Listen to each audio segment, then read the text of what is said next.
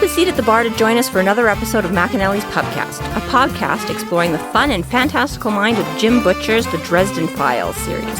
Hosts Tansen, Jess, and Maggie bring you another round of literary analysis on this immense, immersive, and colorful environment inhabited by Harry Dresden, the world's only licensed private investigator and professional wizard.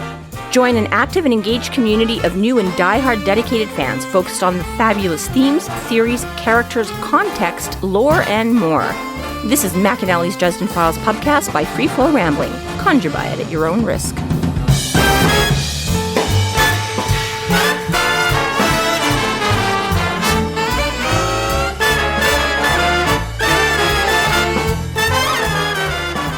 Welcome to the McAnally's Pubcast, brought to you by Free Flow Rambling. This is episode 9.13, Summer's Influence, where we are covering the novel Summer Night. My name is Tansen, and I'm joined by Maggie. Hello, hello. And Jess. India. Chapter 16. Dresden speaks with Meryl and Fix. Meryl hires Dresden to find her friend Lily. When Harry arrives at his car, he finds a very injured Elaine. I'm trying to, listen to the episodes and be happy, and Tansen's in there, making me sound like a robot, because it's like, Romeo. And then, Romeo. Wherefore art Romeo. Come on, that was really funny to hear, though, wasn't it? I'm, listening, I'm like, all right, Tansen, understood. So anyways. I laughed when I did that, because it turned out so freaking well. I don't think... Yes. It's not one of the aired ones yet. No, I was going to say, I've been listening to them. I haven't. Okay, we haven't got to that one yet. It's coming, but spoiler alert, everyone. They will have already heard it by the time they hear this one. Well, fair enough. Yes, yeah, that'll that's be like true. 4 weeks. True. 4 weeks ago. Yeah. Yeah, you're the one that's they'll have heard it by this point. But Yeah. Okay. Gotcha. All right, Tansen. Well, here we'll take the spotlight off of your fuck ups a little bit, and fun little tidbit: when the original CDs came out for Summer Night, and I had ordered my copy, and you're listening, and it was funny. It was when Buzzy Media was still doing these ones, and they sent an email or something out to everybody that had ordered, and they're like, okay, we apologize. There's kind of a fuck up that made it through on the thing. So anybody that wants, if you want to send yours back, we'll send you. I was like, no way, man. This is collector's copy. I'm keeping the fucked up one. So at the start of this, where he's being held up by your neck hurts, and then just when he starts to talk or whatever, so it says at the end of the last chapter, right, she comes up behind him and grabs the back of his neck. And so he's sitting there, and he's like, I can't remember exactly what he says, but he says something, and he's like, oh, fuck, she's holding him by the back of the neck. Okay, hang on. And then he, rereads that part, it was because he forgot, I was thinking he was, being jumped from the front or whatever, and he's like, oh, no, fuck, she's holding him from, the back of the neck. Okay, but yeah, it was just, I think it was just because, he swore and, did it, and Buzzy's like, oh my god, we're so sorry, I'm like, I'm keeping this copy dead straight, man. That's much better. But still, Yeah. Buzzy Media just forgot to edit that. Yeah, it was it just got missed somehow in it, that somehow that part didn't get removed, and Did they actually say what the problem was, or you actually had to just have your ears on totally to wait until to find out what the mistake problem was? Listening intently, going, where is it? We hear there's been a problem with chapter 16. I think it might have been something like that. I think they might have said on disc 4 or this chapter or something like that, because The anticipation would have killed me. yeah, I literally 20 years ago. I don't remember. Oh, now, great, and now I have to pay attention to this book. So that was a problem anyways, but yeah, I don't know, and I probably would not find the post or anything from them, but yeah, no, I feel like they maybe had said something like that. I feel like it was and maybe that was it. Maybe you didn't even need to send back the whole thing. They're just there's an error on disc 4, send us disc 4 and we'll send you a replacement, I'll find it. but yeah, it's not that little. Yeah, Find it and post it. Really funny. Thank you for that tidbit. But yeah, it was kind of fun. But I was instantly when I see this thing, I was like, I'm keeping mine. Whatever it is, whenever it comes up, I'm like, I'm keeping Now mine. Mom has a collector's edition. Rare copy of James Marster swearing. That definitely doesn't exist anywhere else. That's right, exactly. Yeah.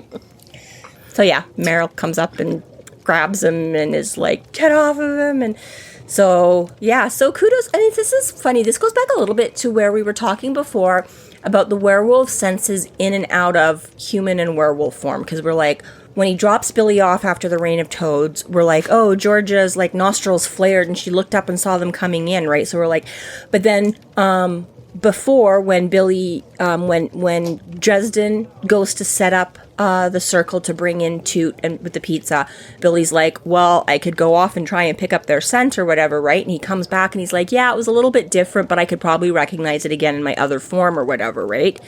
So you're like, okay, you need to be more wolfy to really, fare. And then here, like I say, I mean, they're going along and Billy just suddenly reacts out of nowhere, right? So I'm like, maybe but I mean, again, it's a dark alley. Dresden is a little preoccupied, but again, people are usually coming at him, and especially lately, he's had these like constant assaults from, you'd think he'd be pretty sort of as humanly aware of what's going on, right? And Billy seems to pick up before them that somebody's lurking in the shadows or whatever, right? So I'm like, so they do have keener skills as humans, but it's like, like, did you hear? Did you see? Did you smell? Like, what was it that tipped Billy off in this instance? Or is he just really astute? Or is he just really astute and Dresden was just all caught up with everything else that's going on and whatever that he wasn't? But yeah, so I'm like, I'm still leaves me a little bit like... It's ambiguous. Yeah. I'm like, I want to know how much wolfy powers they have when they're not wolfy. I mean, like, I'll just put it all on D&D rules again. Where it's like, you kind of always have... Passive perception? You always have your, like, powers of whatever that may be.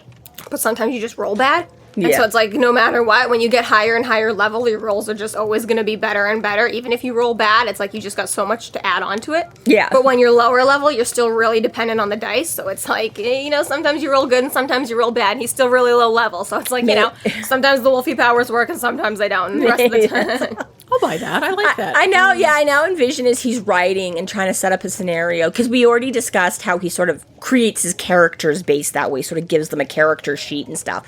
And I'm like, he's now sitting there like, I know a lot of authors do that. Billy's not going to smell them in this case. Fuck, what is Dresden going to do? I got to find some other way for Dresden to figure this out, because Billy rolled too low. And I really feel like Dresden does do that, because sometimes it's like he gets so amazing in a fight, and sometimes he does so poorly that I'm really like, that was just like a toss of the dice. Like, yeah, really. It's like really like, and I know that in this new age D&D world, it's such a new thing. I know a lot of authors do like, they claim to that. They're like, oh my god, this is what this character rolled in this instance. I didn't know how I was gonna fix it. Blah blah blah. Like, a lot of like younger people are doing that now. They're just like, I don't know. This is what the dice did.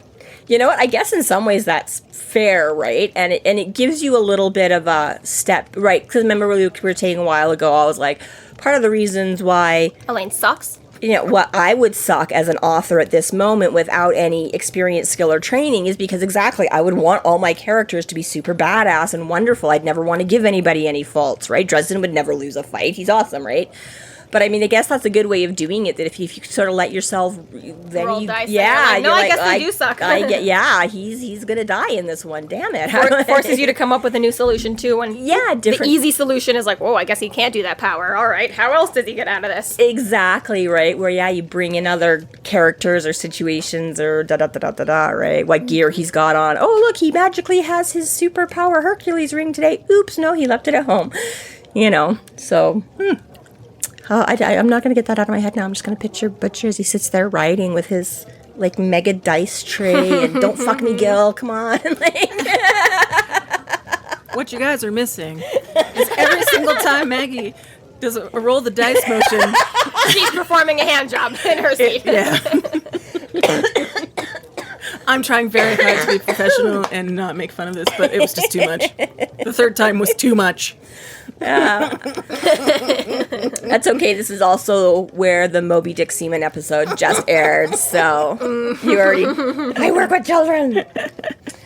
Yeah, I love that people call it, too.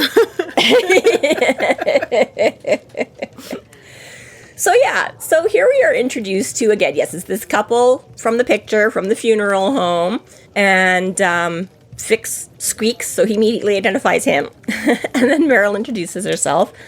And it's such a great exchange, she's like, I'm sorry, I just wanted to apologize for, like, hitting you and throwing you in the dumpster.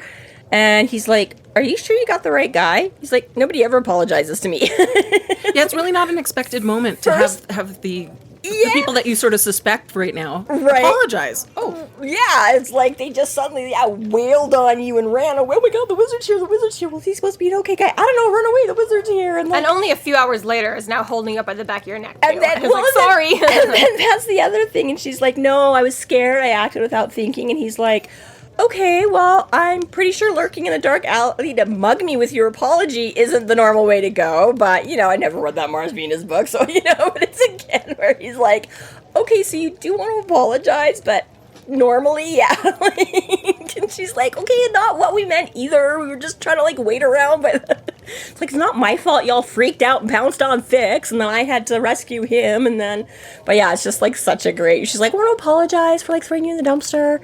And holding you up and threatening to break your neck. Well, she even says, I was going to wait by the car for you. But it's like, the alley is not waiting by the car. If someone was leaning against my car, it'd be a lot less threatening than someone, lurking in an alleyway, right? Well, this is, she says we didn't know how to find you, so we were waiting around your car, yes. So I'm like, I guess maybe again, other shit's going on with rules, murder. Maybe they didn't want to just stand in the spotlight his car, or was afraid he'd zap them from a distance so they were kind of waiting a little bit out of the way. What are you dying about? I have a labeled office in downtown. I'm in the phone book. I'm in the newspaper every other week. But sure, wait for me in an alley. This is fair. Halflings just don't think like that, I guess. I didn't know how else to Changelings, find yeah. you, so yeah, get it, yeah. There's still enough in the mortal world, obviously, that's where they've grown up, because none of them are sure they want to choose that side, but is this part of that, when you're, late teens, early 20s, adulting, and you still are, calling your mom for everything, and being and you're like, it's okay, just call the dentist, and I can't call the dentist, I'm like, yeah, I don't know what to, that's fine, just tell them you don't know what to ask, they don't care, people do this all the time, just call them and be like, hey, my mouth hurts, I don't know what and they'll tell you, okay, well, you need this, health insurance, and you need this, ID, and you need whatever, right? I was from an actual moment. Last week? No. Yeah. No. I handled my own shit. Actually, I was just talking about that. I was talking to someone yesterday. She was cleaning out a purse and transferring over to another. So she was going through 6 wallets and things and pulling out, these super multi-pocket slotted things. And every time she'd find a new compartment, there was more cards and stuff like this or whatever. And she's like, I still have my grandkids and my great-grandkids healthcare and whatever, because they always lose it and can never find it. And I was like, yeah. I was like, I still have. I was like, my one kid usually is kind of okay. She has hers. The other one was forever losing and forgetting. So I was like, yeah, I still have her birth certificate and stuff. And she'll phone me up and be like, Mom, what's my healthcare? I have an appointment in 2 minutes and I'm on the bus and I don't know where. Yeah, it's just a thing. But for the record, I have been able to keep my healthcare now for 2 or 3 years. So only because you can program it in your phone or whatever. You finally remember to There's take an a app picture for that. Yeah, exactly. Stupid pandemic made me have to read it out every 2 Every days. 30 seconds, yeah.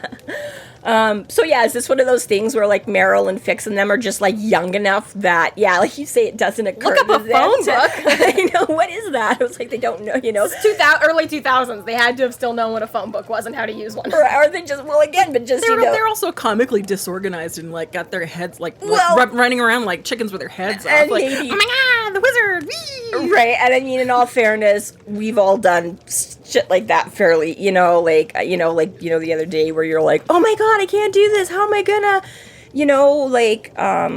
I can't think of a good example now that I want one, of course, but, but it's oh my god, the power's out, how am I gonna, microwave a cup of hot chocolate, and it's I don't know, use your gas stove. And you're like, oh, yeah, that's a thing. Right? Things like that, right? Where you always have those, stupid moments where you just completely do not think of, the obvious solution. But, yeah, I do love that way. She's like, I didn't know how... Because they've obviously heard of him before, too. Because they know his reputation and some things about him or whatever, right? So I'm again, is that simply from it's all word of mouth? How did you... Right. But, yeah, good point. That's just funny. saying, he's actually, pretty easy to find. Pretty easy to find. That's one of his worst traits, actually. It's just how easy he makes himself. I'm right here. Harry Dresden. I'd have a big neon sign if I wouldn't blow it up. He spends a lot of money on his marketing, so...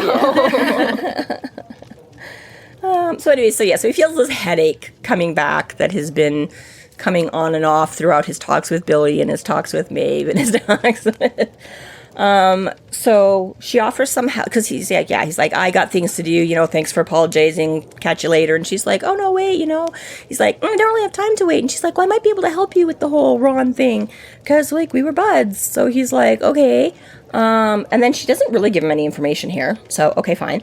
We get a little bit of background information. We find out that that Meryl, Fix, and Ace and Lily are all changelings, so they're half mortal, half fae. Yeah, and Billy's like, "Oh, cool. What's that?" Or no, he's like, "What's that?" And he's like, "Yeah." He's like, "It's the mortal." He's like, "Oh, what does that mean?" I'm like, I like Billy has some good lines in this, like where he's just coming up with like great stuff. Like, "Oh, you're looking for suspects? Was that before or after they threw you in the dumpster?" It's a really nice way to advance the plot line and this, like the lore, it super without is. being like knock you over the head with it. It super is, and even like in a minute here when she's going on about whatever else and saying they were getting picked on in the winter court, and he's like, "Well, didn't your dad do anything?" And she's like, "Yeah, my dad figures he's done enough just because he like didn't," or he's like, "Just because he didn't like devour my mom immediately after like raping her, kind of a thing." So he's like, "Oh, sorry," like thanks for bringing that up, but it's just like, it's like, again, I love the way like Marshall reads it and stuff like that too, and it's just like, oh shit, my bad, okay, sorry. There's not much to say about that, really. Same, yeah. But but instead of being all like super awkward or like super apologetic or you know what I mean, I just do like the way he's just like, oh, okay. There's like a time when we kind of lose out on Billy a lot, there's just so many other characters and other things going on that he the goes werewolf off and has like a life and shit. He goes off and has a life and stuff like that, right? And then he comes back in later books, right? We just had the Law and Heroic Hearts or whatever like that. It had Billy in them, and it's like, oh, hi Billy, I'm happy to have you back again as a seemingly full-time character somewhat, Yeah. But it is nice that, in the first RPG book, it's put together by Billy, Oh, right? it makes so much sense. Picking Harry's brain or whatever like that, right? So you get a lot of, like, in the margins notes from, like, Billy and Harry and Bob arguing about, like, it's like, well, this doesn't even make sense. And Harry's like, that's just how it is. And he's like, but that doesn't make any sense. And Harry's just like, I don't make the rules, man. This is what Bob said. And he's just like, and they're just kind of like, it's like, the same sort of thing where Billy's just got his quips written in the margins. Like, why does it work like that? And Harry's like, stop asking questions, okay? Like, Yeah, right. That's I guess that's a couple chapters away. We'll get there yet. But yeah, same thing. Billy has that very argument later. That just doesn't make any sense. Meryl suspects the Winter Knight has taken Lily after finding their house had been broken into. Yeah. Which is a detail that I do forget sometimes. That, she didn't just go missing somewhere else or some other place, that she does say that, it looks like someone broke into the apartment and that. And I was like, ooh, they snatched her right from... Yes, right. But yeah, Lily does it, which I can relate to a lot of Lily here, because she's like, she doesn't really look after herself, or, she's like, she gets kind of nervous. She doesn't really know what to do. She like does not know how to adult, and she gets uncomfortable going out of the house for long periods. And I'm like, you know what? I'm with you, Lily. I would just rather stay home, not have to deal with the world. I'm like, if someone else wants to take care of that for me, sure, that would be swell. Thanks. As I mock my children for not wanting to make their own dentist appointments. I think a lot of people and in 2022 now identify with this. That as well. That to leave the house now? No. That as well. But yeah, but he's like, and she's got a good quip here too, right? He's like, well, did you call the cops? And she's like, oh yeah, I just told them like, I'd have to find it. I told them that a mortal champion of the Fae came and spirited away a half-mortal, half-Nixie professional nude model to the fairyland. They were all over it. Yeah. He's like, I did have to admire the well-placed sarcasm. But exactly. But he's like, okay, it doesn't take a supernatural badass to like, or sorry, stud buff is what he says, but to make something bad happen to, a cute girl in this town kind of a thing. Like, it totally could have been just random old Any whatever. rando bad guy. Yeah. And so she does she's like, okay, well, yes, but either way, I need help finding her, and I don't really want to go to the cops in case it is something extra and blah, blah, blah, right? And really puts Dresden on the spot because, of course, she's like, I need your help. He's like, oh, of course you do. She's like, it's really important. Of course it is, And again, as he has said time and time again from almost page 1, he's got that knee-jerk reaction to help women in particular, the damsel in distress, the this and that, right? I think in this case it was more the financial aspect that got him. Well, Not so much the chivalry in this case. It gets to that point eventually, but even still, he's weak already, but he's being a little bit like... Well, but that's what I mean, because he's really trying to blow her off, but he is feeling bad about it, you know, like, that's the thing, because, you know, he's like, it does... Goes against his ethics. Yeah, it's like that little heartstring tug, whatever, that he is inclined to want to help. He doesn't want to leave some girl out there to a regular baddie or a supernatural baddie. We just need to do the law already, okay? I just want to talk about the law. There's like... Only 5-6 more years, Jess. We'll get there. I know, so it's not a big spoiler, so I'm going to say it now because we're so far away. There's a moment in the law when a girl comes up to him and he's like, blah, blah, blah, why me? What do you want my help for? Blah, blah, blah. Neither of you have read it yet? Yes. And yes. Oh, you did get it to it? Yes. Okay. Well, and basically the girl is just like, people come to you when they need a miracle. Okay, that's what they say on the streets. Like, if you need a miracle, you go to Harry Dresden. Yeah. And it's just like, oh, because it's true. It's like book after book after book is pretty much like, I'm out of all options. Yeah. You're the last guy on earth who can help me. You were saying before, it's like only desperate people go to. Yeah, that makes sense for in context of, Book after book after book. Yeah. It's like, that's it. I've literally run through every other option. I've got nothing but bad guys in front of me. Or no one's going to believe me. If I'm getting any help at all, it's going to be you. And obviously, as we know as the readers and as the main character of the book series, he's going to always say yes and step up and help them, right? Yeah. But it is. It's like, you know, we make fun of Jim Butcher all the time for giving his characters like 84 problems to solve by the end of the book. But the problem is that Harry's always got his own stuff going on. And then he goes and solves everyone else's stuff, too. Yeah. It just happens to be that they're always linked, but... Generally. But yes, exactly. So yeah, I think that's, exactly, is that he really, really wants to put her off. And she does finally draw him in and convince him with the money, which he feels shitty about, too.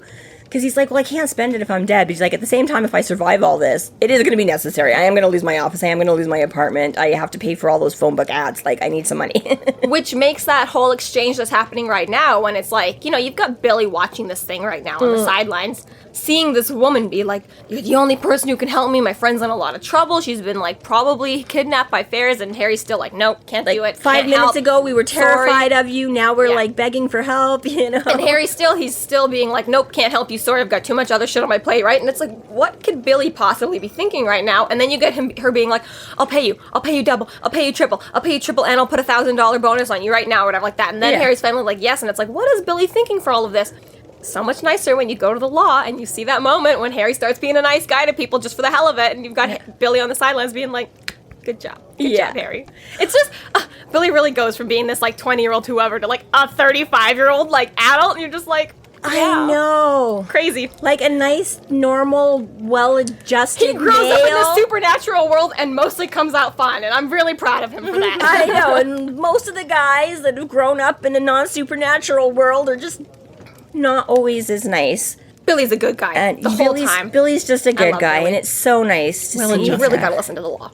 Yes. I will get there. Yeah. It's on my queue. But in his defense for there, I would say definitely I can see where you're coming from. At the same time, Billy is also the one that dragged Dresden out and said, you're about to lose everything. I booked you an appointment. You need a job. And the job he booked him does not pay anything. So I think he might understand a little bit. And since he has kind of been tagging along with some of this, you know, I'm like, it might be a little bit fair that Billy does kind of get what's going on. Billy will forgive here. him. Yeah, he's like, he just friggin' went down and had like an interview with Maeve, and like literally Billy comes out going, anybody else would still be shaking in their boots, and you're giving her like the Russian judge, like you're just like, whatever, I don't have time for your bullshit. He's like, Dairy Queen, right? So he might be kind of like, yeah, okay.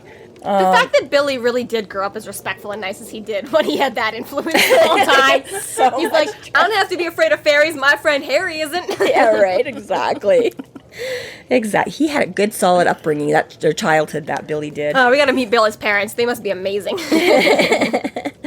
But yeah, so kind of what I meant before is we don't really get a lot of any more information on Ronald Rule, which is kind of what obvious, but we do get a lot more. They call him William the whole time in the law, and I was like, who the fuck is William? I'm like, oh my god, Billy! Okay, stop talking about the law. I just, I know, I get it, but you're gonna just keep. We gotta get back on track to Summer Night. So yes, we get more insight about that, and so Dresden does accept the money, and then the two of them wander off, and Dresden decides that he's going to call Murphy to ask about Lloyd's slate and ask Billy to call the hospital, ask him to call the hospital morgues in search of Lily. Yeah, which is kind of, and so Billy's like, so you think she's dead? And he's like, I think it'd be simpler if she was. And I'm like, that's horrible, but I get what you're saying, like, for sure, if you could just turn her up and that's it, right? And then this is another good point, right? And he's like, calling morgues, like there must be like a gajillion of them. I thought I could be more useful. Here's like, well, welcome to the glamorous world of private investigation. You want to help, like again, it's just another nice moment where I'm like, it's not all about going and visiting like fairy princesses and things, okay? Sometimes you gotta do the legwork. Exactly. And sometimes it's sitting your ass on the phone for 4 hours and calling morgues to see if they have some green-haired Jane Doe, And again, it's just a little reality check for Billy there too, that he's like, okay, fine, it's not all about running around and getting to be Wolf Boy. And, it's like, and again, just that, like, it's a great turn her up, but not like, I think it just sort of makes, a little twinge for Billy there to kind of understand this is just sort of a regular part of the world stuff, like. Being an adult sucks, bro. But yeah, right? Yeah, so Billy leaves and Dresden approaches his car. And a bloody Elaine falls out of it. Bloody Elaine. Injured and asking for help. And Ooh, she's so powerful and cool. Well, who's bleeding out in the parking lot now, bitch? Bloody Elaine. She was always better than you. She always had more control than you. So, he finds, and Harry, I'm here, Elaine. Fade to black.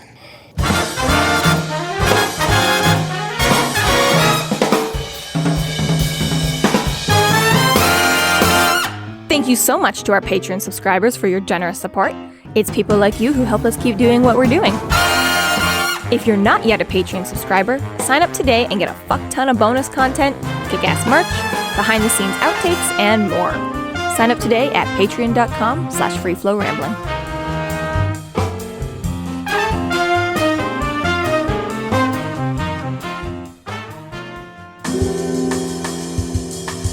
Chapter 17. Dresden brings Elaine to the summer court to help with her injuries. Dresden eventually realizes he's in the presence of Aurora, the summer lady, and asks her to help Elaine. Aurora tells Dresden he is vulnerable to the influence of Winter and asks him not to help Winter in exchange for Aurora taking away his pain. Dresden declines and tells her he will find the killer before the war between Summer and Winter starts in 2 days' time. See, poor Elaine. So first and I get, he's had a pretty rough night. There's all these attacks going on and stuff like that. And he just, jerks open the car door and, dumps her out. So this poor, battered, bleeding Elaine that has come for help just get, dumped on her ass. And he's like, oh, shit. So he, lays her out on the parking lot to assess her injuries, realizes, this is bad. This is more than I can deal with. And I have mixed thoughts here, because he's like, I would need both hands to put pressure on the wounds, and then she's got all these other minor. But then he's like, well, I can't do that, so I'm just not going to do anything at all. It's like, I get you can't, drive and have hands on, but you're just like, I'm just going to stuff her back in the car and hope for the best. But I'm just like, this poor girl is just getting, dump you out, lay you out, poke a breath. Nope, this is going to work. I'm going to fold you back up, shove you back in the beetle.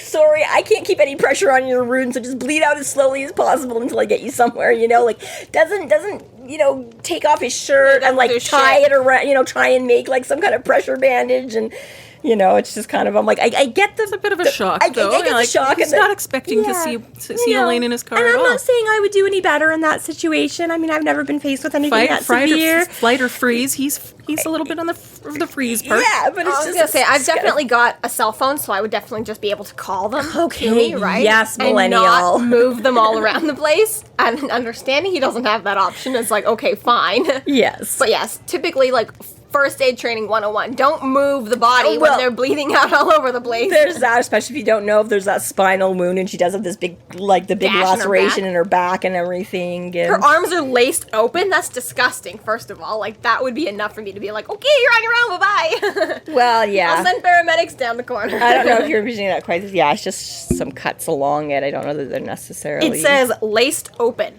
That sounds bad. Yeah, but even lacerated seems less bad than laced open. I don't know. I mean, she's definitely, because I'm thinking of more defensive wounds. I'm saying she's definitely got a bunch, but I don't know if it's quite as bad as what you're envisioning. I feel like... I have a slightly not good. But I'm imagining like ballerina ribbons. yeah, see, no. See, yeah, no, I don't think it was. Yeah, it's not flayed. It's just lace. So yes, I literally think it just means she's got a few Sure. cuts and things. Either way, he wants to take her to the Regardless. hospital, and she is like, absolutely not. How dare you? What a horrible idea. Let's just take you to a vet instead. Not. Yes, but yes, as weak as she is and as out of it as she is, as soon as he says, "Don't worry, I'm taking you to the hospital," she's like, "No, they'll find me there, not the hospital." I think you've influenced me. I don't know why I'm suddenly making Elaine out to sound. She sucks.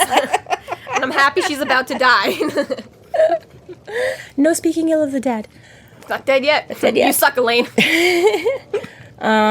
So yeah, so she says, and he's like, "The summer court, what the fuck, you need a hospital." And I'm like, again, I get it, Harry, but at the same time, in the last book, Leah gave you like a little kiss on the forehead and cured like a massive gash to the point where it looked like months long healed, and the doctor was like, "Get out of here, you faking faker." So I'm like, just about to say, I was like, if this was Harry bleeding on the pavement right now, he'd have already called up 18 people to make a deal with. And Elaine's just like, let me crawl into this beetle and die here. "Let me take you for some stitches and some staples." I know these guys, I don't know, maybe at this point, you know, I mean, Harry does, I'm pretty sure, like, in Grave Peril, when he shows up, doesn't he say he has, like, a medical file that's, like, the size of a phone book or something like that, you know? So maybe at this point, he's still all for the Western medicine, and just, okay, a couple stitches will... I'm like, oh my all his god, bills are I going. just thought of the Weasleys. What are stitches? It sounds like... That gold nugget that he got went straight to the hospital. Straight up, yeah. That's why he was here's still broke after everything I after owe you. Bigfoot. This'll just American about medical bills. Yeah. Taking gold nuggets left and right. A whole lot of it just... That makes sense. That, yeah, fair. But he's all like, "You're joking, right?" Like, and I'm like, okay, I get it, but that's who she's working for too, and she's went and hid out there for, like, why she's working for them is because she spent the last 10 years in sanctuary there, so why do you assume she's kidding when she's like, "Take me to the summer court"? It's like, seems pretty logical to me, Harry, from her point of view. So Dresden does take Elaine to the Rothschild Hotel, and Elodie takes over and begins to lead Dresden again, after bumping into the glass first. It's very cute. Bonk. Yeah, she's like, "Oh, This way. Yeah, yeah. So she takes them to an unlit breezeway and then leaves. Boop. Her job here is done. Bye. Yeah, she's like, "I just had to guide you to the court." Yeah. He's like, "More fairies, keen." And then he's like, yeah. So he's like, "Okay, obviously I'll skip the driveway. I don't think it's there." She is at the back. And then he's like, "I don't really know what I'm looking for. Maybe like just a nice big sign that says summer court here." It's like, sadly, no. But yes, then Elodie is like, "Hello, that's why I'm here." But yes, I think it's very cute that she's been hiding in his hair since, like, the tunnels. I totally forgot about her. Yeah, so did Harry, apparently. And I was like, all this other stuff, getting mugged with apologies and bodies falling out of his car. He's like, "Oh, yeah, right." So yes, Elodie very kindly is right here. This is where you want to go.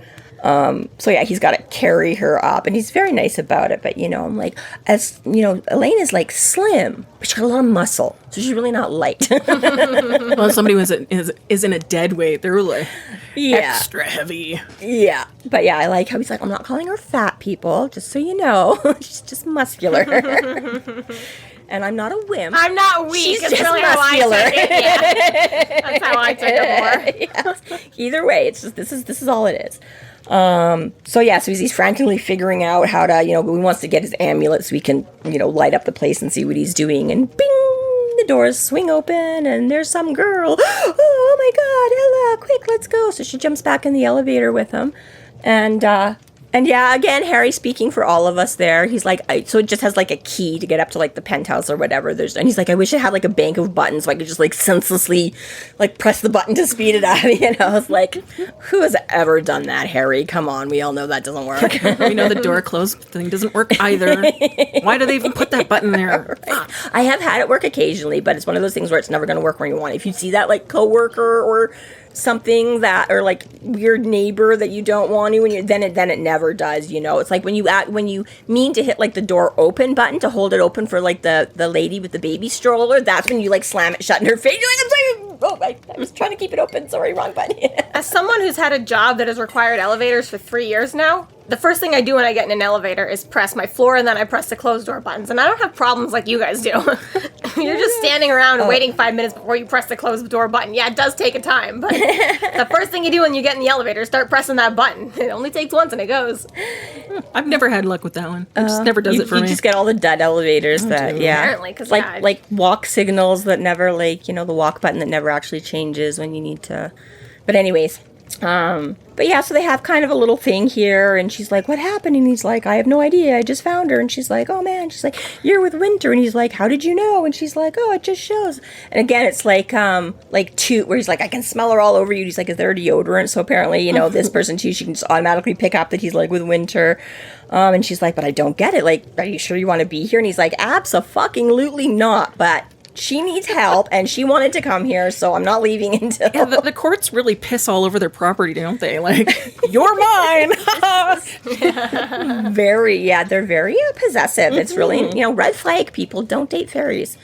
But yeah, it's just all very... And he's just sitting there going, like, like back and arms and everything are starting to strain. So he's kind of all preoccupied with all this, and...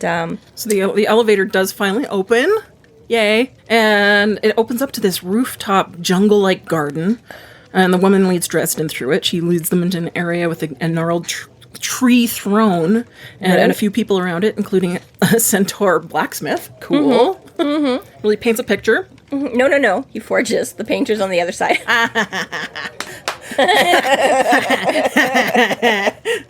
That's good. Thank you. They also have a pool. There was like this weird, freaky pool, maybe water, maybe not water, in the underground hotel in the Winter Court.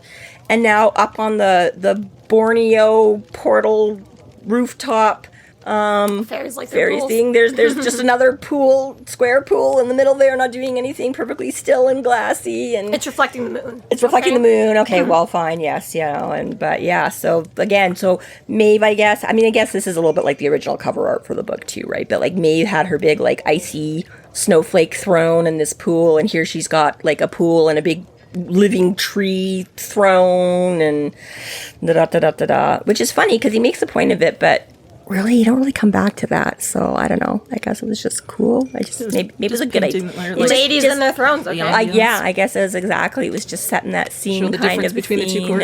Yeah. And the not so differences. So there's like people like randomly scattered around, or like people. Yes. And so there's people, like, and there's fairy people. Yeah. And, they're all just having a day. It's like a nice, some fun day in Summer Tower. Which is funny because, again, we've already established that we're getting into night now or whatever, right? Like, Well, that's what I'm wondering, because she said she was out to go get more clay. And I'm like, at this time of night, you were going to go buy more clay? So how late is it? Right, exactly. But at the same time, Chicago, big city. All sorts of clay dealers. 24-hour Walmart? This is, right. Maybe. Yeah, I was going to say, depending on, because fucking Canadians. Is there a 24-hour Walmart in America? Most of Do them. they have those? Oh, really? Yeah. And there's there's lots more late night stuff. That's the one thing I missed when I moved back to Canada. I was like, everything is freaking closed at 9 o'clock. 10 p.m. in Canada, everything is done. Yeah. 11. Come on, guys. We're not savages. Walmart's open till 11. All right, you're right. We briefly had, because a few years back, Walmart started doing, like, for the month of December kind of a thing. They'd go 24 hours. Yeah. But yeah, which just was for cool. December. But, yeah. And then they did briefly move that to permanently some of the locations, because the Deerfoot one by us, because my sister worked there for a while and stuff too, and it actually did go to 24 hours. It was not long. For a few months or a year, like I forget how long, and then they decided to do like renovations and stuff like that, so they shut it down, and then it never did, but there was a couple that we had like 2 or 3 around the entire city that had 24 hour, and it was for somebody like me with my most functional from like 10 p.m. to 2 a.m. kind of, I was like, I would gladly go do my grocery shopping then and not have to do it at 2 o'clock on a Saturday afternoon. When I was in the States, I would always do my grocery shopping around midnight. Yeah. Because nobody was there. I loved it. Right. You're quick. You're in and out. You don't have the crowds. You don't have the thing. Like so many reasons to make use of that. So, and again, I have discovered in my, reading travels and that the Walmart supercenters are a magnitude above Canadian Walmart supercenters. Like a supercenter here means you have the grocery section and like a nail salon and like, usually like, I don't know, like a travel place or like a optometrist. Whereas like, yeah, there they have like entire, like Zellers and stuff that we used to have here had like cafes and cafeterias in them. But little dingy things. Yeah, but apparently that's still a thing in like the States, Walmarts and stuff like that. They have like, I mean, we do have a few as we'll find out here shortly, about the little hole in the wall things and stuff like that. But plus they have so much more, right? Like you have all like your firearms and your booze and your all. So they probably the liquor store. Yeah, I forgot about that. Yeah, liquor sections. which Yeah, is we don't have that in another. Canada yet. No, it's all It's separate. really quite literally the one-stop shop. Yeah, there it is. So on guess their like art supply stuff is better than like the 6 cans of Play-Doh or like the pack of Play-Doh and like the one other kind of plasticine that you can buy up here. I guess when you have like 100 times the population. Yeah, when there's like 8 million people in that one city, so, and for all... Is there really 8 million people in Chicago? Yeah, I think it's something like that. Is it really? I will Chicago has a third of the population of Canada Yeah. in one city. The population of Canada, it can't be that small. Like 30 million or something. Oh my god. 30 to 34 million. We're all Googling now. We are all... So you got Canada, I got Chicago. I know we're the same as California. Oh, okay, no, I am wrong. As of 2020, there was only like the hell, man? 2.7 million people. Okay. 38, yeah, nice. 38.01 million for 2020. There's 39.3 in California. I was gonna say maybe it's Chicago, or I mean not Chicago, maybe it's like New York or something that has. I just feel like recently. American city with the biggest population. Okay, yeah, New York has like 8 million people, which is funny because it's got to be even smaller than Chicago. Chicago's third on the list, though. Yeah, I knew they were pretty big. Our city is 1.6 million. Yeah, I knew we were over a million. So yeah, so we're literally like half the size. Still, we're of- only 50% of Chicago. Yeah, though. That's not bad. We're like half the size of Chicago, so it's not. But yeah, it's New York has over 8 million people. My bad. Looking at this, New York's almost at 9. In such a small area. I guess this. That's why people are so angry there. Right? It's all up. So there we go. So yes, I know. I sort of, part of me is the same way. Part of me is like, where the fuck are you going to get clay? Elaine? Part of me is like, Chicago, America. you know what? Yeah, it's probably You can get a is gun thing. anywhere. You can probably get clay You anywhere. know, plus, I guess really it's like fairies. I don't know. Maybe she's popping back to the Never Never or some shit. You know, she's like, I just take it to mean she's a fairy, so she's a fucking liar. You can't buy clay at this time. but they can't Instantly lie. lie. So she just has to misconstrue. So yes, so there's people around doing things, and there's fairy people around doing things, and he's all freaking out, and he's like, can we just, and first of all, this centaur guy is massive. He's like a freaking Clydesdale, and huge, and comes like barreling down. He's fucking Winter, like, what the fuck are you? He's like, whoa, Yes. I'm just, I got, and he's like, yeah, you got our emissary's blood all over you, and you're like, oh, I'm just here to visit, you know, and Korik is not pleased. no, and especially like he's got his arms full of this. Why would I half fucking dead- bring her here? Why? Well, but yeah, he's like really not in a position to defend himself, and I'm like, you got this fucking massive horse thing barreling down on you. I'm like, yeah, that would definitely check off the intimidation factor there. Well, and that it does set up the tension that's between the two courts right now. And yes, exactly. It's not You- even just it's like an instant rage. Exactly, like you dare fuck set you. foot here. Yeah. Like, why are you, even daring to be anywhere within our vicinity? Exactly. So the other, and it's so funny again when you're listening to this, because especially when you're like listening to before bed and you're half asleep and you just hear him talking about like the she lord, and you're like not like SHE, but like fairy she, and it was like a He-Man thing or something. I just kept hearing like she lord, she lord, she lord. And I was like, what the? She Lord Talos. Yes. He stops the centaur from continuing. For me, it's just I can only think of that meme where it's like, by Talos, this can't be happening. Nope, don't The know Elder that. Scrolls thing. Oh, okay. Yeah, I don't know. It's just a funny meme because Yeah. the centaur's all like, Talos, arrogance can't be tolerated. Talo asks if he asks Dresden if he's him. Excuse me, sir. Am I me? It doesn't make sense in my notes, and it doesn't make sense me trying to make sense of my notes. It does. I mean, I got are you Harry Dresden? Yes. Yes.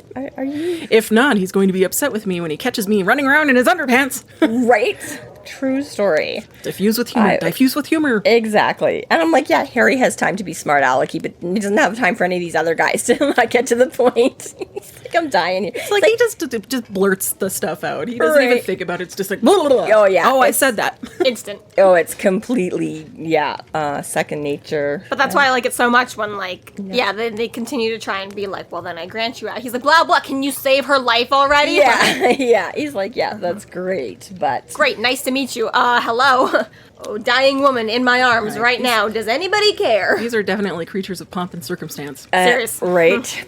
So fine. He's like, oh, I'll do what I can, and like, flicks his wrist, and all of a sudden, woo, everything's a buzz. So here, instead of having some naked lady jump out of the pool and get dressed by pixies, now you have the pixies all running around bringing like Band-Aids and Tylenol. It's like, it's not quite as sexy, but same flurry of activity of. So they make her like a little like. Not a bower, but they make her like a little gurney out of like leaves and twigs right away. They just zip, zip, zip, zip, zip. Right, Talos kind of briefly checks her out, and he's like, she'll be fine. Yeah. She's fine for now. It's funny, too, because like in conversational, Talos sounds a lot like Telus, which is one of our major phone companies up here. So it's just funny. I just keep hearing, Telus went and did. I'm like, what? Talos. So he does say, he's like, I can help her out, and I can kind of get her stable. And he's like, well, go get the lady, like, no offense. Oh, yeah, because he's like, she'll be fine for a little while. And he's like, yeah, no offense, you guys have weird ideas about time. So can we just move this along? And the clay girl is all like, well, come on, like, come have something to eat while, Talos. And he's like, no, I'm not going anywhere until I'm sure. So Talos is like, okay, fine. And does like, his 2 seconds of healing to be like, okay, well, she's just like in stasis now. He basically, he stabilizes her. He's like, I can at least make it not get worse. I'm like, well, it was already pretty bad. So like, that doesn't necessarily help. That doesn't necessarily help. But yeah, but it's all like, she's not getting better. She's not getting worse. Like, whatever. She's just kind of, I'm like, well, why did you could have just done that kind of right from the start then too, instead of waiting around with all this other stuff, like while Harry's talking to you. But again, I do kind of like the line where he's like, I can't hurry the sunrise nor the lady. I'm like, yeah, yeah, women in general, probably most of you, yeah. Mm-hmm. Yeah, and the girl again invites Dresden to eat. Otherwise, they'd be considered poor hosts. Yeah. So, and she does make sure to promise him that it's no funky stuff. Yeah. Like, she's like, just real food. Here's a Coke, chips, and a turkey sub. And Dresden is tickled pink. Marry me. Sorry, famishly eats. Yeah, so that is good. And so he notices. So he starts taking a look around the garden and notices the little clay bust that she's working on and some marble statues and some paintings. He's like, hey, yo, is that Lily? And she's like, oh, you know her? And he's like, well, I know of her. I just got asked to like find her. And even that, I was like, only in your, like, again, this is just you still feeling guilty about it, because you're like, well, technically I was, like, paid to, but she doesn't, like, irrelevant, that's beside the point, like, you were asked to go find her. So she kind of questions again about Elaine and what happened, and he's like, no idea, like, I literally just found her, and she wanted to come here.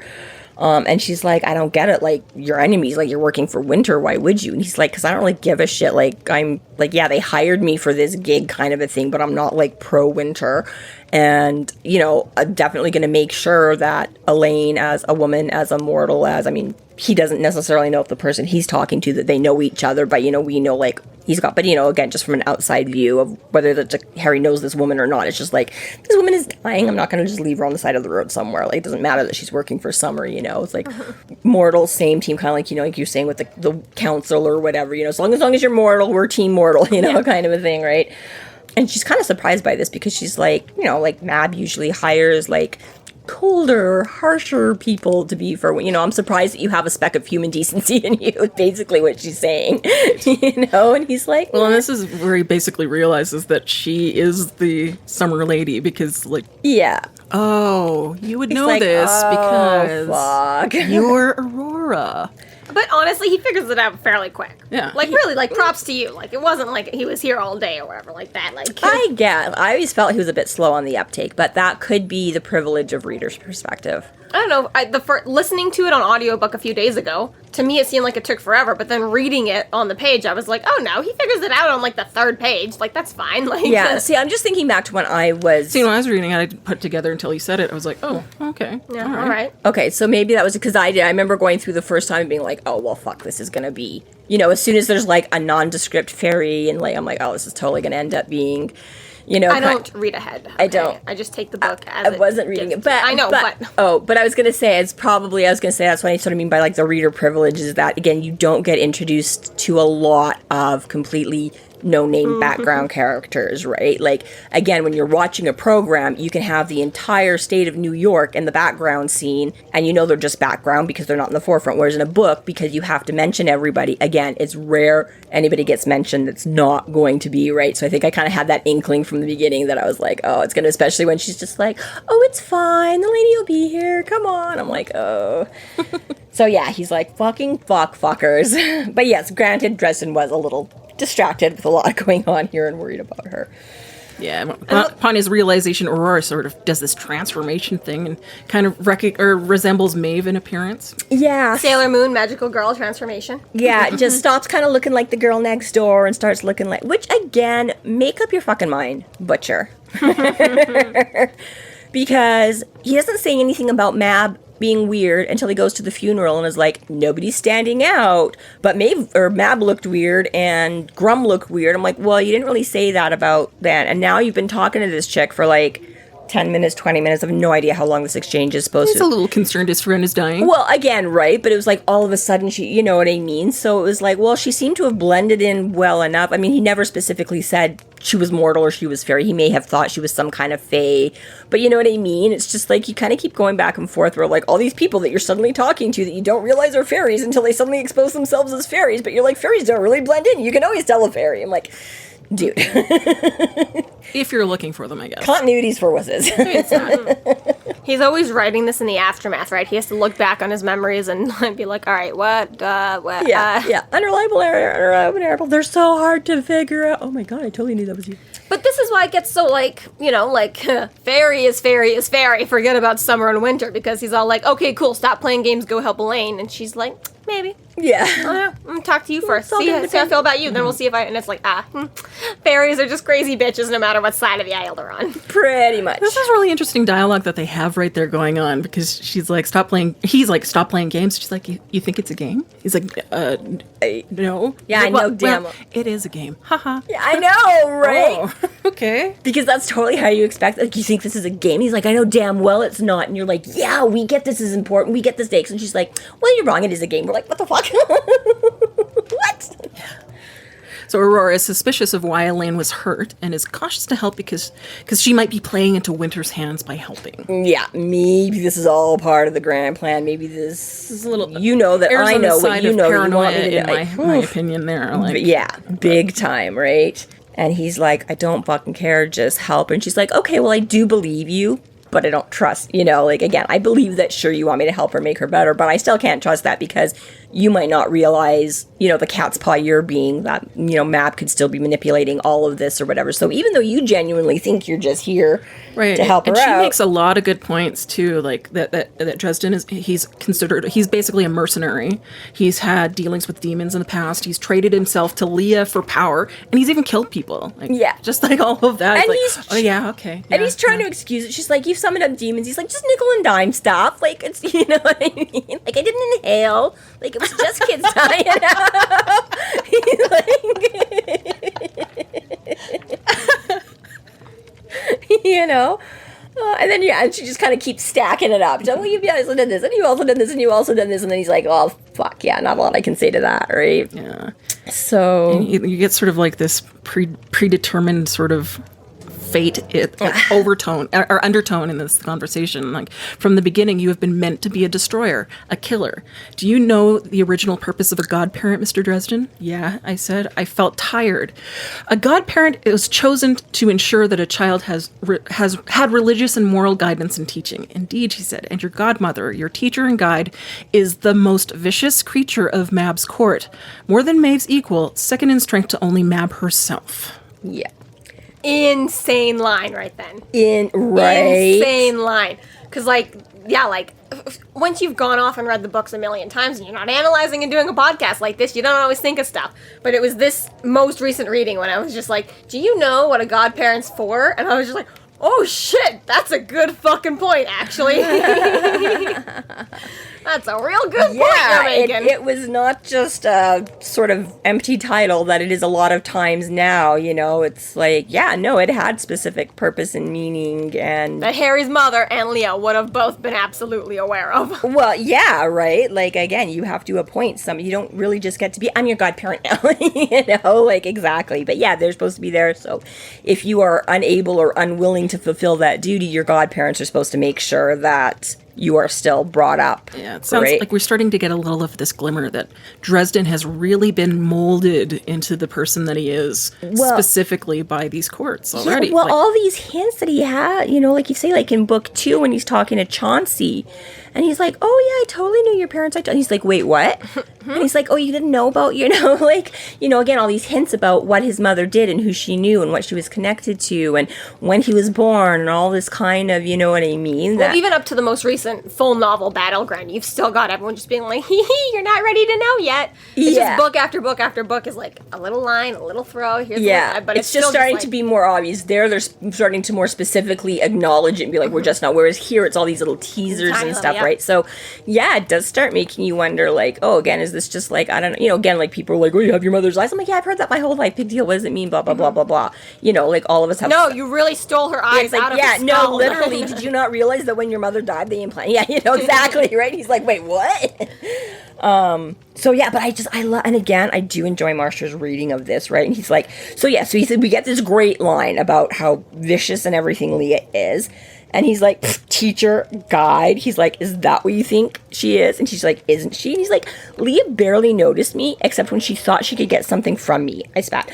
The rest of the time, she couldn't care less. The only thing she taught me was that if I didn't want to get walked on, I had to be smarter than her, stronger than her, and willing to do something about it. And Aurora turned her lovely face fully towards me and regarded me with deep, quiet eyes. Yes. It's like, oh, boom. Monsters are born of pain and grief and loss and anger. Your heart is full of them. Yeah, because like what you just said to try and defend it is exactly. She taught you had to be smarter and meaner and willing to use it. Boom, that's Winter. And he's like, oh, he fuck me. Super like, manipulated. Right. It's less that he was an adolescent making stupid choices, but he was actually put into these specific places on purpose. Yeah, certainly didn't help. They certainly took advantage of him being young and stupid. And like you say, you know, it's not his fault. He didn't have, you know, the knowledge and experience then. But yeah, like you say, it's like becoming less and less that it was just like, oh, hey, this is cool. Maybe you want to, oh, okay, sure. And it was like, Harry, do you need some power? Do you want some power? You know, you could totally fix this if hey, you know, it'd be cool, Leah. Can I get some power? But of course, it makes it even scarier when you see that, like, everything that Harry is now is by design. That was on purpose. And you're like, ooh. Other than those darn pesky moral parts of him, they can't seem to stomp out They of try, him. sure. But still, I mean, to be fair, like, there is a whole part of, like, you know, like, chivalry who we love and we know as Harry is, like, this, like, he is very smart and quick-witted, and he thinks, and he's this, and he's that, and then, of course, you know, you've got to deal with the whole anger problem and everything, too. But it's like, ooh, someone wants you to be that way? I don't like that. Yeah, he is when it was you wanting to be that way, it was great. When you're someone else's weapon, very scary. It's exactly right. And it really does, like, it takes the wind out of his sails right there in that moment, too, when the kind of flicks, you know, light bulb comes on. I've realized that almost makes me think of, like, you know, the Black Widow, you know, whereas, like, the rest of the Avengers were kind of like, you know what, like, I chose to build the suit, or I chose to participate in this government testing, or it's like, you know, for the most part, they've all got their sad backstory about, like, oh, nothing went the way we thought it was going to be. But Natasha was fully, like, kidnapped as a child, raised to be a warrior, a sleeper agent, an assassin, fully mind fucked or whatever like that, and then no choice and thrown out into the world, and was just like, okay, yeah, you are super cool and badass until I say a word, and then you're my fucking weapon, you know? It's just like, yeah, Harry, you're super cool and all, but what does that mean for whoever's at the top of all this? Exactly. What is that? Yeah, we're all just waiting for the code word, right? Yeah. And the nice thing is that, you know, throughout all of this, you know, fairies can't lie. and this is the other thing, because he says this too, because he's like, after he discovers it's her, and he's like, oh crap, he's like, this food really was just food, right? And she's like, no, for sure, that definitely was. And he's like, well, I knew she couldn't lie to me, so I went on eating. And I'm like, did you not just, like, again, this is like the fairies can blend in, and I didn't know it was a fairy, because literally, like, 2 chapters ago with Billy. You know, they're not going to be offering you like an obvious like gift wrap pack. They're going to say things, do things. It's not right. And I'm like, you've been warned all along, Bob, and like whatever else, whatever we've had of fairies is all like they can manipulate you into. You know, Do they're not trust. They're not necessarily going to be straight up. Hey, do you want to let me control your life or what? You know, do you want to play the trumpet until you pass out and die? You know, but it's like they cannot lie, so they have to do everything else to work around that to be. I don't want to keep saying the word manipulate or manipulative, but you know, but exactly to steer you down or to get you to make assumptions, or you know what I mean. So I was like, why do you keep blindly relying on this fairies can't lie thing as much as you do? And especially when you literally in this conversation as well, you're just like, well, Leah just told me I had to, you know, to get out of what I wanted, I had to be smarter, and you know, I'm like, you know, that's what they do. That's entirely their Maybe this is one of those raison d'etre. Maybe this is like one of those things like with Lydia when we're like, you just said that no one's gonna believe her, and now you're actively not believing her. Yeah, He's right? like, fairies can manipulate, and then he actually gets manipulated, and we're all just supposed to be like, you know, as the reader, you know that he's being dumb, but as the character, you're just like, okay, have fun with that. Is that like blinded to your own flaws kind of a thing, you know? Oh, Harry definitely. Well, okay, but you know what I mean, where you're just like, I don't understand people that would do, and you're like the thing you do This all the dumb time. motherfucker doesn't know how to drive. Forget all the dents on my car. That was not my fault. Yeah, none of those belong to you. Exactly. Like, you know what I mean? Where he's like, well, I'm not going to get taken in because I know fairies are manipulative. You really have to watch your back, though, Billy. But yeah, and I've noticed with this podcast, and it's funny when I listen to things and I'll like pick up little like quote unquote mistakes, and I'll be like, that's not out. And then I listen back to our episodes and I realize how often I like mix metaphors, and I'm like, why did I say that? What? So apologies all out there to anybody I was ever like, don't you know what that phrase is, or you said that wrong, or don't you have editing? Because I'm like, oh yeah, it's just when you're in the moment, you're just going, and you just, so it's like, especially in the last one, I think I picked up like 2 or 3. I'd edit it out, but you talk too fast. Well, some of that as well, right? But it's, yeah, things where it's like, there's only so much you can edit because I literally put like 2 completely, and it was just funny because I've called Jess out for doing that as well, you know, but anyways, Yeah, so Aurora continues by telling Harry that he's really vulnerable to Mab as a result of all this stuff that's going on. She goes on to ask him to let her help him. Or we see this moment of her sort of, see, she touches his chest. Emotions welled up like a riotous rainbow. Scarlet rage, indigo fear, pale blue sadness, aching yellow loneliness, putrid green guilt. The tide flooded through me, coursed over me like a bolt of lightning, searing and painful and beautiful all at once. What a wonderful statement that was. Like just using all beautiful word imagery there. Just like a painting. That's Yes. brilliant. I loved it. And like all the sort of colors we're familiar with, but in a little bit of a different way of, you know what I mean? Not just like red anger, you know, but like scarlet rage and things like that, right? It was just like a nice, familiar, but kind of unique twist on, very evocative. Mm-hmm. Yeah. And even, you know, just before this, where she's like, you know, I can't remember if she asked him or not, but goes, you know, to like touch him. And even that, he's like, even that was just really nice. Like, you know, since Susan left, he's like, other than the occasional assault, I haven't been you know, it's like, ouch. Yeah, right? Like, literally, it's like the only time you get let little, and I mean, we go on and on about this in society as a whole, kind of a thing about how important, you know, much as we all like to be loners, much as some of us are like, you don't touch me, really, human beings are programmed and wired to want that human, right? Or pet creatures. That baby being born and immediately laying on, you know, a mother's chest or stomach, and how, you know, all of this kind of stuff, right? And again, I can absolutely 100% say, you know, somebody that like strokes your hair or holds your hand, I'm like, that can be just a huge thing in a moment if it's got that genuine. It creates wonderful endorphins. And yeah, this is Harry. It's like the most I've been touched is just when people beat up on me. You know, like, right. Not quite the same. So literally, you're just like, and so not only does she touch him, but she gives like this relief for him. Yeah, and something else that Butcher has brought up and will bring up in other books, he often talks about just like the absence of pain being blissful and cathartic, and yeah, and I'm like, it's kind of funny because I'm like, well, on the one hand, I'm like, obviously the absence of pain that's why we don't like pain. As soon as it goes away, we feel better. But I do sort of get the way he's saying too, that without even necessarily feeling better or like fixing or curing, but like you say, just not feeling that pain for a minute, just having it stop is like its own kind of relief above that, kind of a thing. I'm like, it's kind of contradictory, but I also kind of get what you're saying with it. And, but yeah, so this is a very big moment for him. And he's like, 'cause she's like, oh, you're, like the two people that came up here tonight, Elaine is not the most grievously wounded. He's like, what are you talking about? I got a couple bumps and bruises. And then she's like, no, dear sweetie, I mean this. And he's like, oh, fuck. Right. And again, yeah, all that emotional and mental. Yeah. So he comes to and like laying in her lap, and this was only a very brief reprieve from his pain, because it starts to immediately flow back into him. Yeah, as soon as he here's a touch of what I can do for you. Just a little taster. First one's free. It's tempting, but of course, Harry being Harry. The dominoes are already stacked up. Like, if he stops here, it's not just one thing he doesn't do. It's going to be like 14 things that he hasn't done. Yeah. It'll fall back on, right? Because it's not just keeping a word with Mab. It's also then keeping his word to the council, and also then keeping his war with the Red. And then also, it's... Well, and that's it. He puts it very succinctly here. He's like, oh, man, like, I could just let go of all this shit. But he immediately knows the consequences are, but if I don't solve this problem, the wizards don't get the thing, they're going to buy, like, I'm a dead man.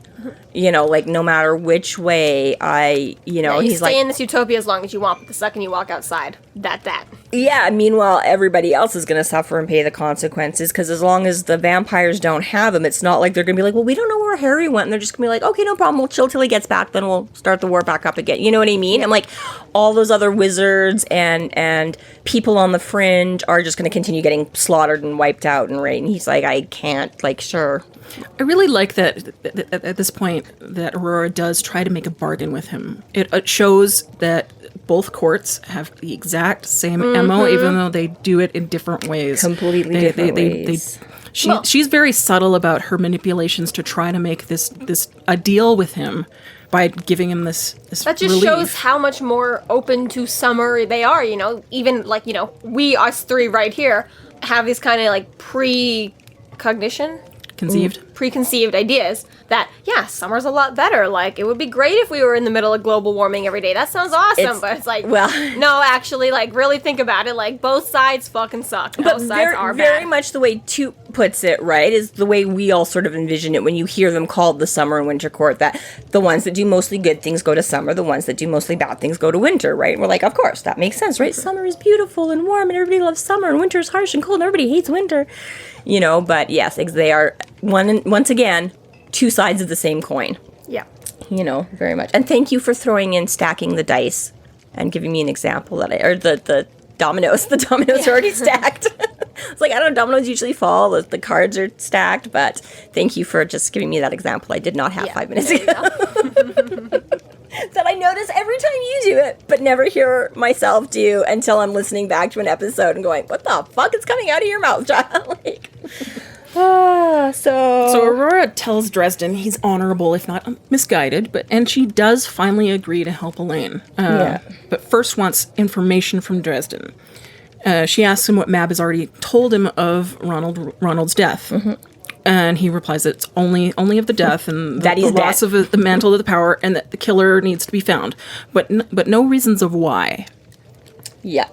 And she's like, well, that Summer readies to go to war. And he's like, oh, so that's like an actual, like, that's been confirmed, He's like, it's not just a possibility, it's real. And she's like, I know of no other kind. I'm like, okay, yes, fine, fair.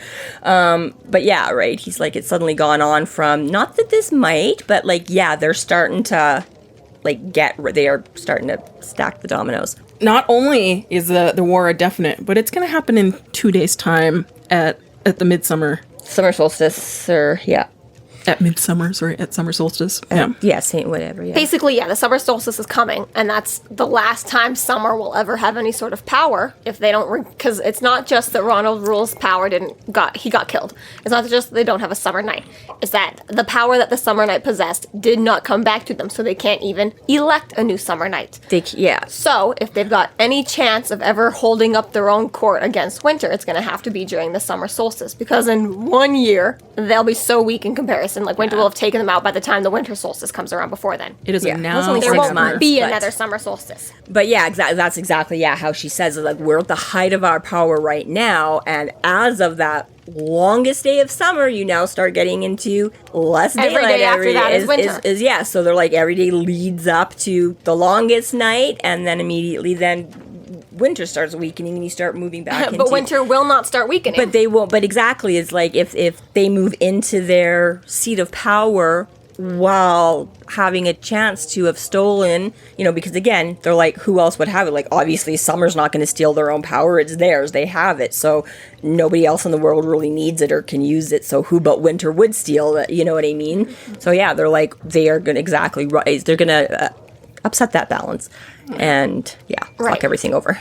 So Aurora does ask Dresden to promise her to not help Winter, just to stop them. And Dresden, he tells her that he won't promise, but he does say that he will find the killer before midsummer. Yeah. And it's like in his words, he's like, because otherwise I'm dead if I'm not. But also it's like, Harry, again, I appreciate it. And as the hero of the book, yes, we know. But it's like, you should know better than to go around saying things like that. It's like an overpromise and just hope it's not meant to deliver. Like, this is kind of a big one here. This is not even just finding Lily, who could just be a missing girl in Chicago. You're talking about this major supernatural war that you're still like, nobody's really telling me what's going on. I still don't really understand the purpose. But don't worry, I'll figure it all out before 2 days is up. The pressure is on. But I think it's still fair to say that, from from Aurora's conversation from all of this, is that, who is exactly manipulating Harry through all of this, because if it is Mab, then you're extra fucked there, right? Yeah. That's the problem. So it's like, going forward, it's just like, you still don't know who's pulling the puppet strings on all this. Yeah, exactly. And, boys fucked. Yeah. Good luck, Harry. This concludes our episode 9.13, Summer's Influence. Thank you for listening. You can find us online at freeflowrambling.com and McAnallys.ca. There we have links to our other podcasts, social media, and other fun tidbits. Please subscribe if you like what you're hearing, and please consider supporting us through Patreon to keep the magic alive and to see more content. We are Free Flow Rambling. Conjure by it at your own risk.